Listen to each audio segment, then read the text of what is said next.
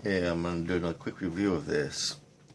We discovered what the magnetic field is created by. We have solved tons of mysteries on this planet that other people seem not to be able to understand. We'll start with these. We can see that there's a certain combination in these. Rather than thinking that people just built these for fun, we could try to figure out what a purpose could be.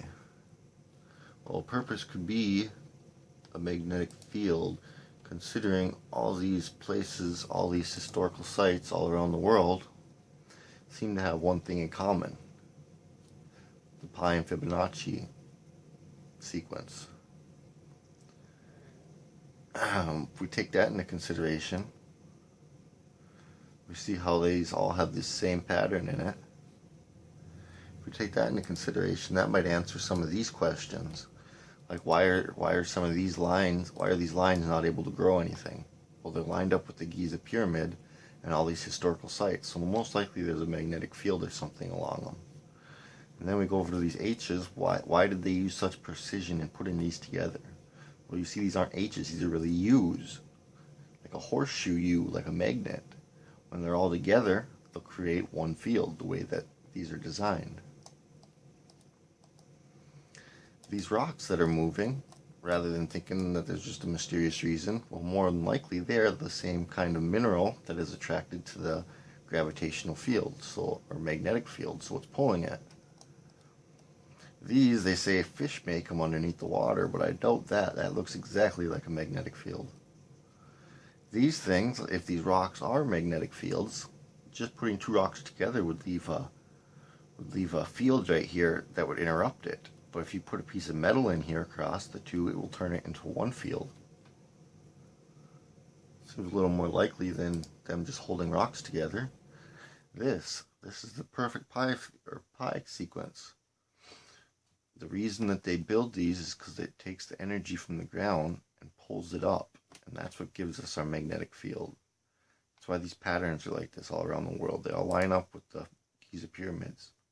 And I bet if you were to go on along in a spiral on here, you'll find even more places.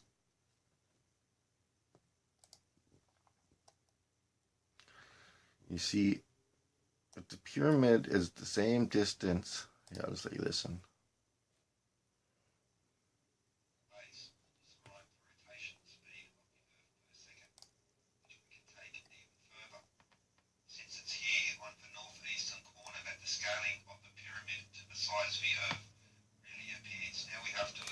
That would be the sun shooting out or pulling it in.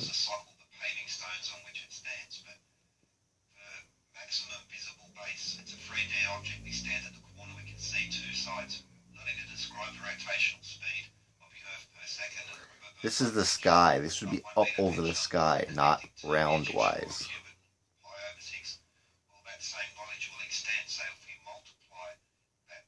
Okay.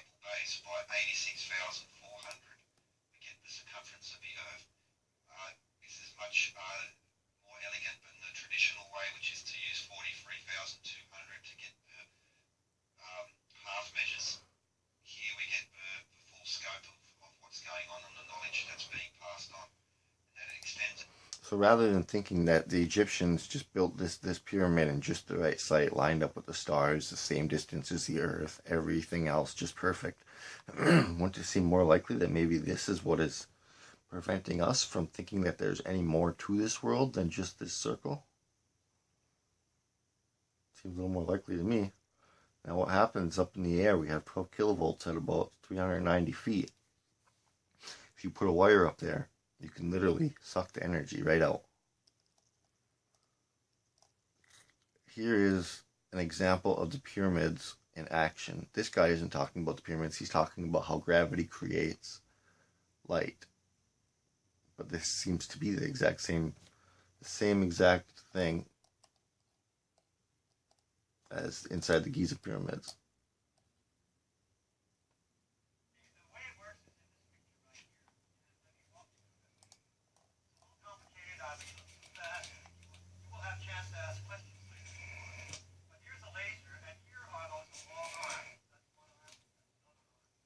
It's just like inside the Giza pyramid, don't it?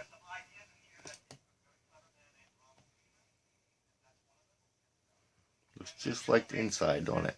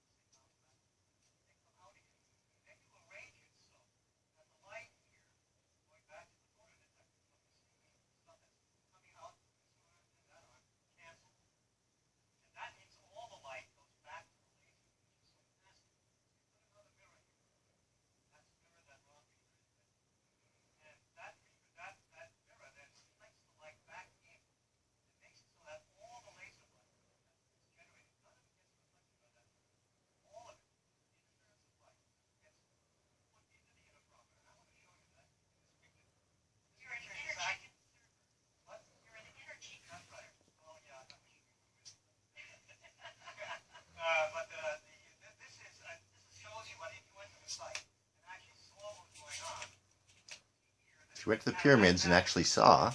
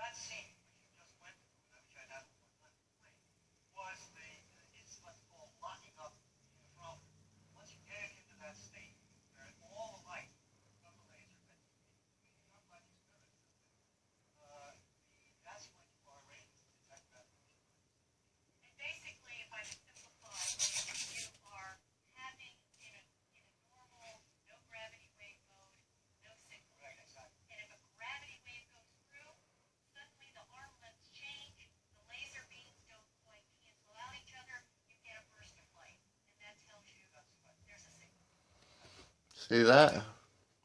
Light.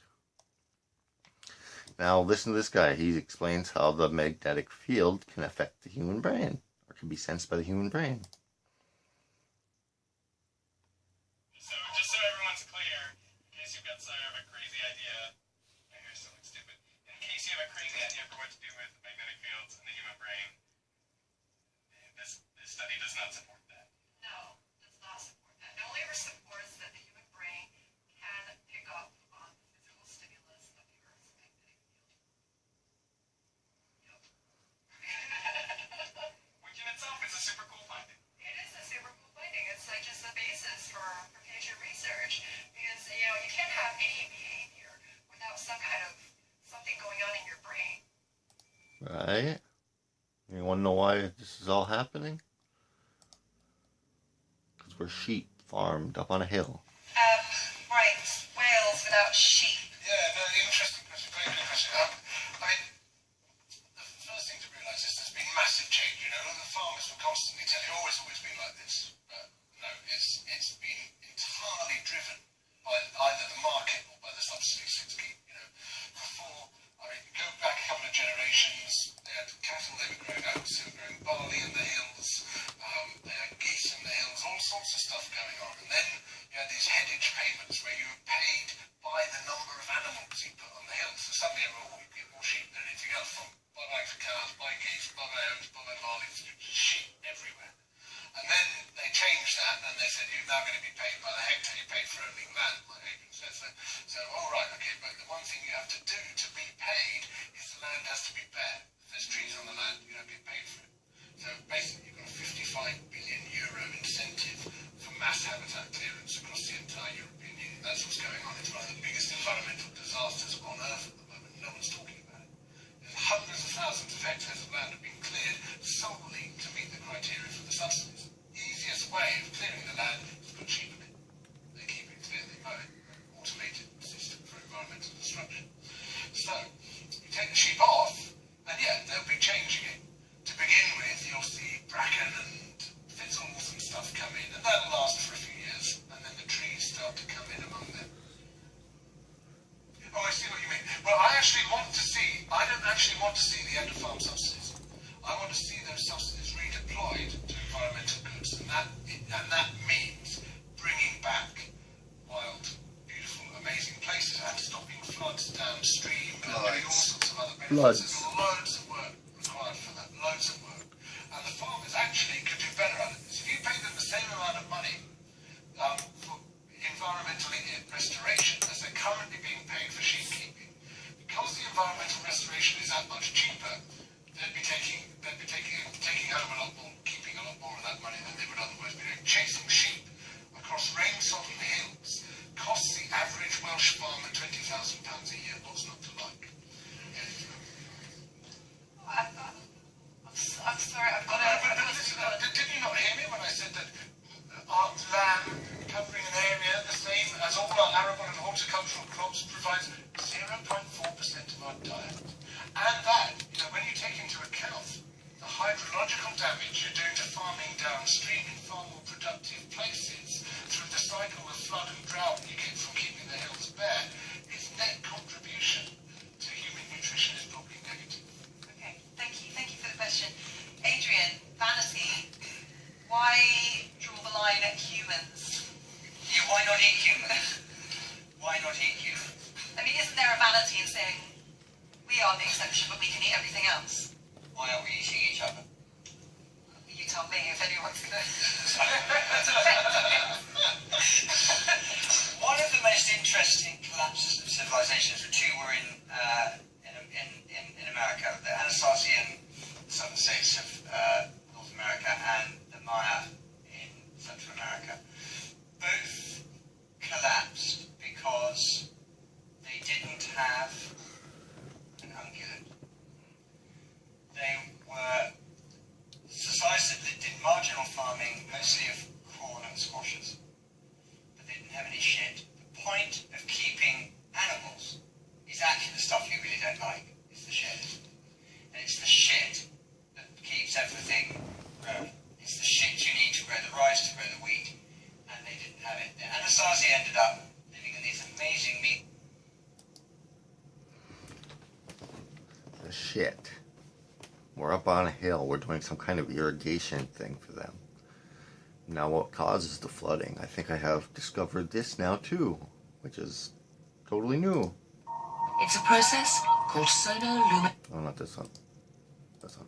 I'm going to show you how to build a pump in which the only moving part is the liquid itself, and it functions as a flow sensor, and it doesn't use any magnets. So until I said that last part, you may have recalled the movie The Hunt for Red October, in which there's this fictional sounding but actually quite realistic thing called the magnetohydrodynamic drive, which is a long name for something that's actually fairly simple. You know that if you pass a current through a wire that's in a magnetic field, the wire is going to move because the magnetic field produced by the current flow interacts with the stationary magnetic field. So in a magnetohydrodynamic drive, if you have a conductive liquid and we pass some current Like the ocean? and there's a magnetic field going on, there Like will be a gravity? reaction force. Or imagine that the liquid is actually forming a wire and it's getting pushed out of the magnetic field. That's and the then current? Water or conductive liquid flows in.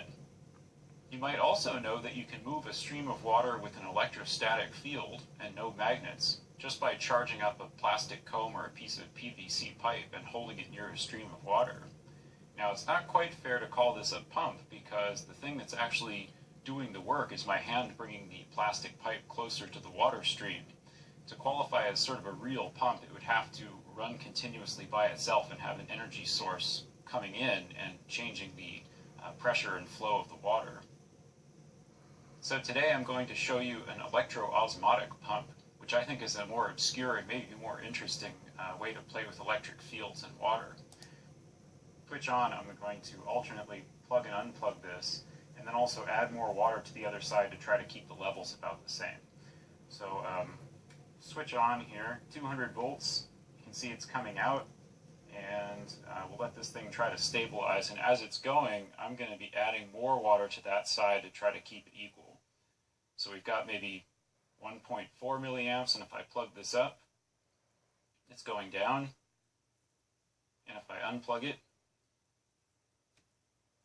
it's heading back again. So we're getting a swing of maybe about half a milli. So that is what causes the current. That's what the big oceans are for. With the pyramids, they cause the current to go through it, and that's what builds the water out. And then here's how the stars are created. I've solved it all. Luminescence. The first time I saw luminescence was in a darkened room. I was transfixed to look at this spherical flask of fluid. And you look into the center, and in the center see a glowing blue-purple light, which could be seen with the unaided eye. It looked like a star in the heavens.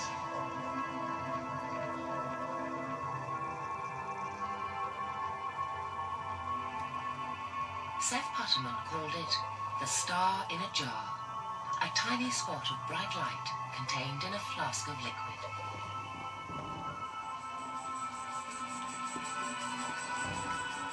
This star in a jar is made when a sound wave is passed through a small bubble inside a flask of liquid. And this sound wave makes the bubble do something remarkable. First it expands, then it collapses. And this collapse happens so violently that vapor molecules trapped inside the bubble slam together and heat up so much that the bubble gives off an incredible burst of heat and light, several thousand times a second, giving the appearance of a star.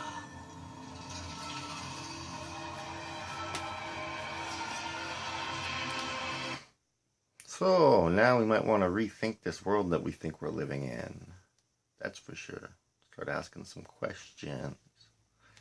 Like, how is it possible we claim to have gone to outer space if we've never seen past our own magnetic field? If you guys liked the video, share it. Tell everybody.